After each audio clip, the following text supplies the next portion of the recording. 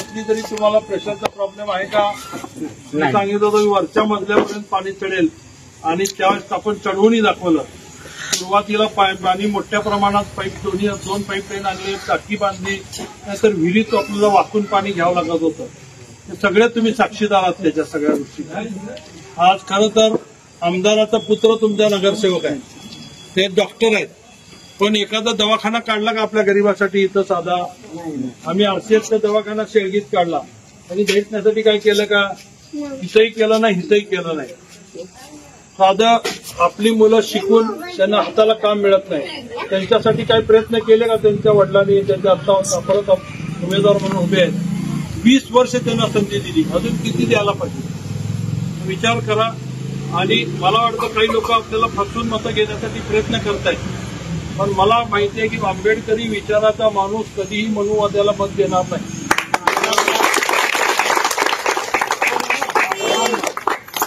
आता हे बीजेपी म्हणजे कोण आहे? मनुवादीच आहे. अशा पक्षाच्या लोकांना आपण मत द्यावून करणार का? त्यामुळे मी तुमचा मनापासून आभारी आहे की तुम्ही वेळेत जागरूक झाला आणि मला पाठिंबा दिला. मी तुम्हाला गॅरंटी देतो, माझ्याकडून तुम्हाला 100% न्याय मिळेल.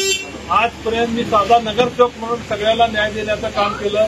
आमदार झाल्यानंतर अजून याच्यापेक्षा मोठ्या मोठ्या योजना आपल्याला इथं आणता येतील आणि प्रत्येकाला समान हक्क, समान त्यांच्या ह्याच्याप्रमाणे त्यांना हक्क देण्याच्यासाठी मग ती काम असेल, नोकरी असेल, उद्योगधंदा असेल, वेगवेगळ्या माध्यमातून जी आमदाराची कामं आहेत, जी नगरसेवकाची कामं ती मी सांगणार नाही, पण जी आमदाराची खरी कामं आहेत ती कामं मी करण्याचा प्रयत्न करेन, एवढं अभिवचन देतो. ज्या उद्देशाने डॉक्टर बाबासाहेब आंबेडकरांनी संविधान दिलं, घटना दिली, घटनेच्या माध्यमातून लोकशाही स्वीकारली आणि लोकशाहीमध्ये आपला राजा आपण निवडण्यासाठी अधिकार दिले.